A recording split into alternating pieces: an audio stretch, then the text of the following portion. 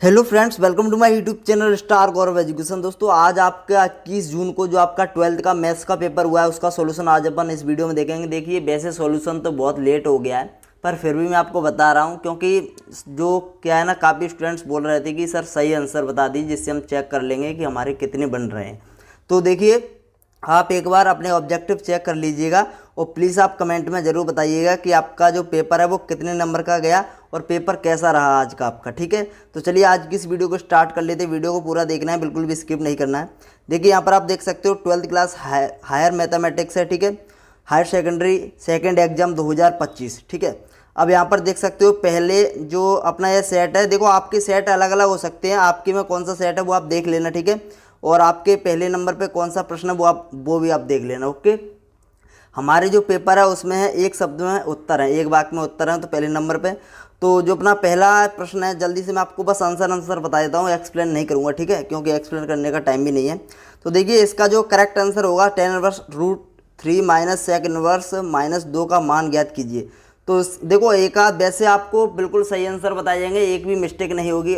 अगर फिर भी मतलब देखो, जानबूझ के तो कोई गलती नहीं करता, अगर फिर भी गलती से कोई गलती हो जाती है किसी भी प्रश्न में तो प्लीज़ आप कमेंट में ज़रूर बता देना। ठीक है, सही उत्तर उसका, जिससे मैं आपकी पिन कमेंट कर दूंगा अगर हमको सही लगेगा तो। ठीक है, तो देखिए, इसका जो करेक्ट आंसर होगा वो -π/3 होगा। ठीक है, -π/3 इसका करेक्ट आंसर रहेगा।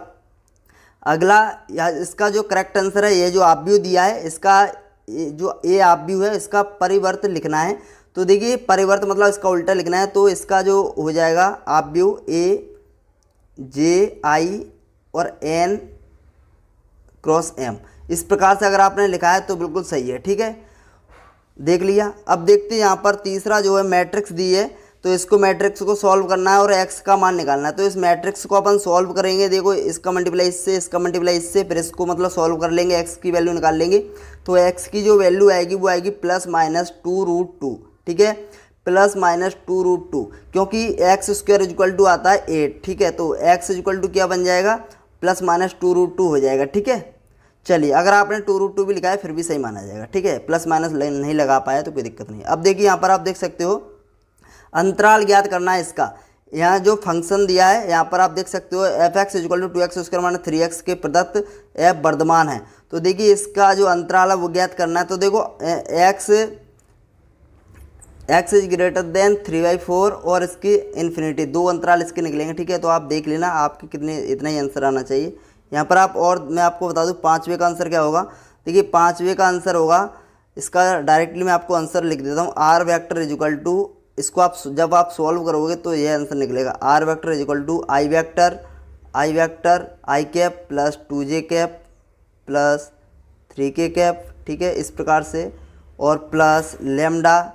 ठीक है, कोष्टक में फिर 3j कैप +2j कैप और आपका -2k कैप। अगर आपका इतना आंसर आया तो अपना सही है। ठीक है, चलिए अब अपन अगला देख लेते हैं। अगला जो पाँचवा है इसका जो करेक्ट आंसर वो क्या होगा। तो पाँचवें का करेक्ट आंसर अपन ने देख लिया। छठवें का आप देख सकते हो, छठवें का जो करेक्ट आंसर होगा, सॉरी, छठवें का भी अपन ने देख लिया है। ठीक है, अब यहाँ पर आप देख सकते हो जो अपना अभी छठवें का जो आंसर बताया था। ठीक है, PA/B ज्ञात करना है, प्रोबेबिलिटी।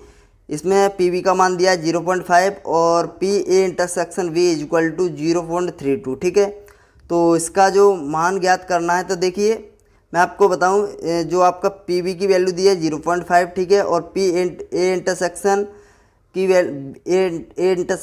वैल्यू दी है 0.32। तो इसकी जो वैल्यू ज्ञात करनी है किसकी, PA/B की। तो PA/B का आपको फॉर्मूला पता होना चाहिए क्या होता है।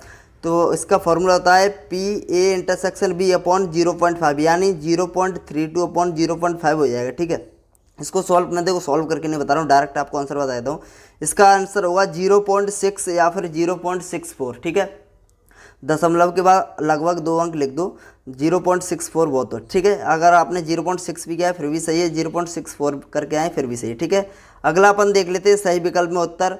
तो इसमें जो पहला है, पहले का जो राइट आंसर होगा वो होगा f(a) की अच्छादक है। इसका राइट आंसर ऑप्शन बी होगा। ठीक है, अगला अपन देख लेते हैं साइन इनवर्स साइन 2π/3 का वैल्यू क्या होगी। तो इसकी जो वैल्यू होगी वो होगी π/3। π/3 इसका राइट आंसर होगा। ठीक है, π/3 अगर आप करके आए option see the right answer. इसका जो तीसरे का जो राइट आंसर होगा इसमें पूछा है एक आव्यूह ऐसा आव्यूह बताइए जो सम्मित तथा विसम्मित दोनों ही है। तो जो शून्य आव्यूह है ना वो सम्मित और विसम्मित दोनों होता है, तो ऑप्शन सी इधर राइट आंसर। शून्य आव्यूह आपका सम्मित और विसम्मित दोनों होता है, ठीक है। यहाँ पर आप देखिए वही सवाल जो पूछ लिया गया है, पी ए का मान दिया है और पी बी का मान दिया है, तो पी ए अपॉन बी का मान ज्ञात करना है। तो देखिए पी, देखो मैं बता देता हूँ एक बार फिर से, वैसे तो मैं नहीं बताना चाहता। देखिए पी ए अपॉन बी की वैल्यू क्या है, इसकी वैल्यू निकालनी है अपन को। तो पी ए इसका फॉर्मूला होता है P A intersection B upon P B, ठीक है, P B.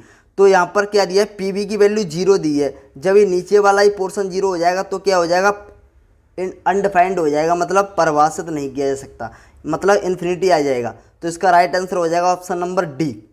Option number D is the right answer, ठीक है। अब देखिए पांचवे का अपन लिख सकते हैं, इसका जो राइट आंसर होगा वो होगा ऑप्शन नंबर बी, इसका राइट आंसर होगा, ठीक है। अगर आपने बी किया है तो अपना बिल्कुल सही है। अगला जो प्रश्न है इसका जो राइट आंसर क्या होगा, इसका राइट आंसर होगा 12 पाई, ठीक है। ऑप्शन नंबर बी भी इसका भी बी, ऑप्शन नंबर बी है, राइट आंसर 12 पाई इसका हो जाएगा, ठीक है। अब देखिए रिक्त स्थानों की पूर्ति करना है, तो रिक्त स्थानों की पूर्ति करने के लिए देखिए सबसे पहला जो रिक्त स्थान है, एक ऐसा संबंध, इसमें संबंध जो बता रहा है डॉट डॉट संबंध है, तो ये जो आप रिलेशन देख रहे हो वो स्वतुल्य है, स्वतुल्य स्वतुल्य, ठीक है, स्वतुल्य, ठीक है, स्वतुल्य संबंध है, सिमेट्री, ठीक है, स्वतुल्य संबंध है, ठीक है, इक्विवेलेंट। अब यहाँ पर आप देख सकते हो tan इनवर्स x का परिसर मुख्य भाग डॉट डॉट है, तो देखिए tan इनवर्स x का जो परिसर यानी मुख्य भाग है वो होगा -π/2, इसकी रेंज जो -π/2 से π/2 होती है, ठीक है। तो अगर आप ये लिख कर आए तो बिल्कुल सही है। अगला अपन देख लेते हैं, एक विकर्ण आव्यूह डॉट डॉट आव्यूह कहलाता है, इसके विकर्ण के अवयव समान होते हैं। तो जो एक अदिश आव्यूह, एक विकर्ण आव्यूह अदिश आव्यूह कहलाता है यदि इसके विकर्ण अवयव समान होते हैं, तो इसका अदिश, इसका राइट आंसर हो जाएगा अदिश, ठीक है, अदिश, ठीक है। और इसके विकर्ण अवयव समान होते हैं, इसको अपन विकर्ण आव्यूह भी बोल सकते हैं, ठीक है। विकर्ण आव्यूह, सॉरी विकर्ण आव्यूह तो बोल रहे हैं, लेकिन अदिश आव्यूह भी इसको बोलते हैं, इसीलिए अदिश आव्यूह इसका राइट आंसर हो जाएगा, ठीक है, अदिश आव्यूह, ठीक है।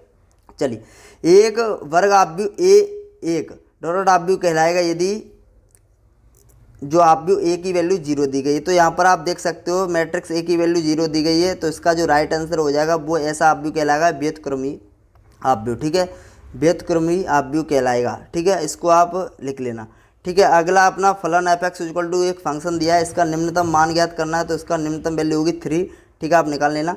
दो अथवा अधिक सदिश जिनका एक ही प्रारंभिक बिंदु है डॉट डॉट सदिश कहलाते हैं, तो वो कहलाते हैं सररेखीय, सररेखी। देखो एक आध कोई मिस्टेक हो जाए गलती से तो आप कमेंट में बता देना, मैं चेक करके फिर आपकी कमेंट पिन कर दूंगा, जिससे सभी का मतलब कुछ ना कुछ फ़ायदा होगा, क्योंकि मैं नहीं चाहता कि गलत हो जाए किसी का एक भी, ठीक है। और वैसे तो आप करके आए गए होंगे, आप क्या गलत सही मतलब फिर भी मतलब आप चेक तो कर सकोगे कितने आपके सही हैं, ठीक है।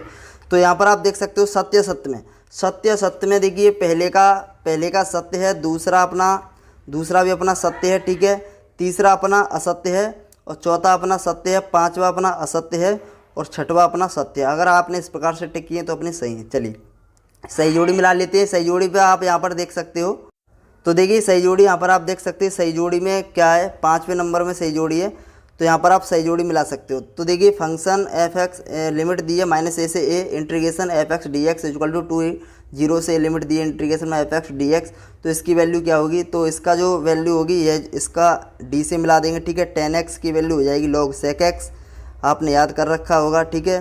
और cot x की वैल्यू हो जाएगी log sin x, मैं थोड़ा इसको ऊपर करता हूँ जिसके बाद आपको मिलवाता हूँ, ठीक है। देखो पहले का तो d हो जाएगा, ठीक है, पहले को आप देख लो एक बार चेक कर लो, ठीक है, पहले का d हो जाएगा। इसके बाद जो cot x है ना, इसकी वैल्यू हो जाएगी, मैं थोड़ा इसको छोटा कर लूँ जिससे आपको सभी ऑप्शन दिख जाएंगे। देखिए अब मैं एक बार आपको मिलवा देता हूँ, इसका d हो जाएगा, ठीक है, tan x का हो जाएगा sec x, और cot x का हो जाएगा log आपका sin x, ठीक है।